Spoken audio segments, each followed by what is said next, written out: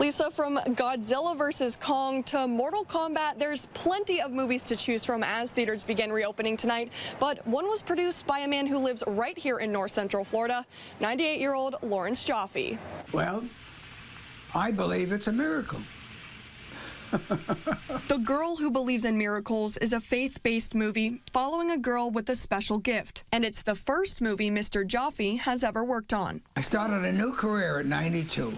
And I never thought I'd be in the movie business. Once I got into it, I was enamored by it. It is a fascinating business. Mr. Joffe pulled together funds for the film and was responsible for overseeing the production and administration. Now, 6 years later, he says he's in heaven seeing it all come together. I've seen it 4 times now, and I'm still not tired of it.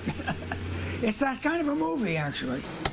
I have friends who are just a little younger than I am, in their 90s, and when they talk about what they accomplished in their previous life. They look backward. I've got something I'm looking forward to. And what's next for Mr. Joffe? Well, he's not ready to dim the lights just yet. You're never too old to start something new and to be successful. He's ready for a take 2 and 3 and 4, as he has 3 other films in the works. It's a joy. Every day I get up, I look forward to what's going to happen that day, and I expect that to continue. And Mr. Joffe tells me he's looking forward to watching the movie for a 5th time, this time in theaters right here in Gainesville. Reporting live in Celebration Point, Amber Pellicone, TV 20 News. As TV 20's Amber Pellicone shows us, athletes across the country are still getting ready to head to Tokyo. That's right, Lisa, and one of those athletes is 20-year-old Kayla Vanderwalt. She's been training in Ocala for the last year before she heads off to the Paralympics. It's almost like I'm in my own little world when I'm riding. Everything else gets blocked out. I'm just it's like my happy place. And soon she'll be traveling across the world with her horse Doturo to compete in the Para-Equestrian Olympics, specifically an individual dressage class.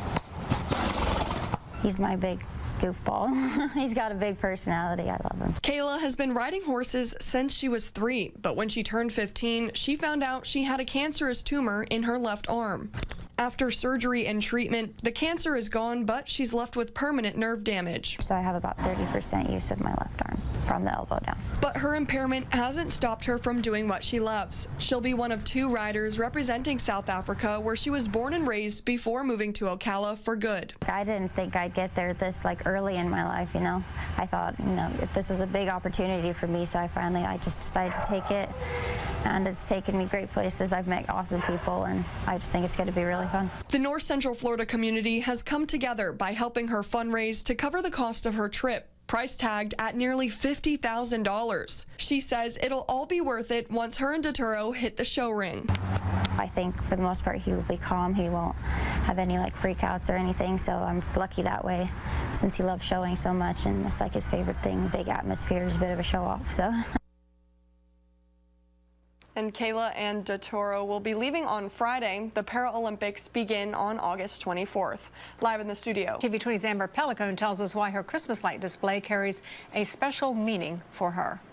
It just puts light into our hearts when we see different colored lights. Driving around to enjoy holiday lights is a tradition Kara Poe has looked forward to every year for as long as she can remember. Makes you smile. Her favorite being Richard Mason's display in Windsor, featuring around 100,000 lights spread across 5 acres. One thing I always remembered is every year we would try to figure out what did he add. Until one year, Mr. Mason's yard stood dark. That's when Kara and her husband got the idea to start their own display for the community to come out and enjoy, including Mr. Mason and his family. We went out to look at lights, and the last place we looked was here before we went home, and he had a stroke a few hours later. His last moments in life was looking at something so beautiful, something that made him so happy every year when he did it for everybody else.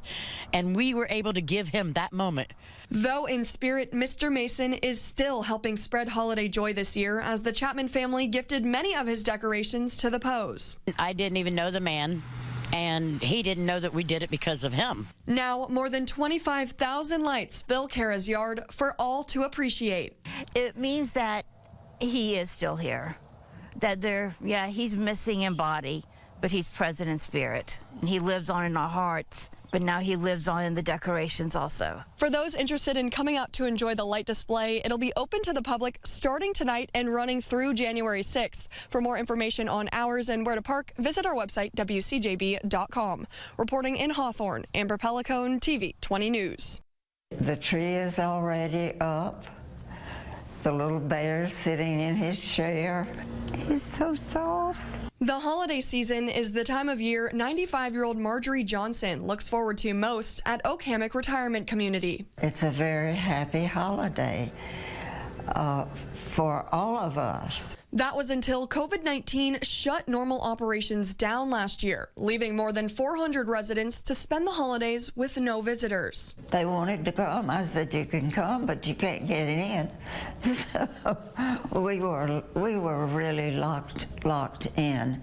We didn't have the Christmas spirit. It was very somber. She says the usual laughter and singing that filled the main lobby was replaced with FaceTimes, Zoom calls, and text messages. But this year is the first time in nearly 2 years Marjorie is reunited with her loved ones face to face. It was wonderful to have them all together, and then we heard a lot of stories. Certainly a lot to catch up on. A gift, she says, is worth more than words can describe. I mean, what more could I want other than the love of my family? And I've got that. Now Marjorie says she's most looking forward to seeing her family again to celebrate Christmas and preparing for the return of the holiday chorus. In Gainesville, Amber Pellicone, TV 20 News.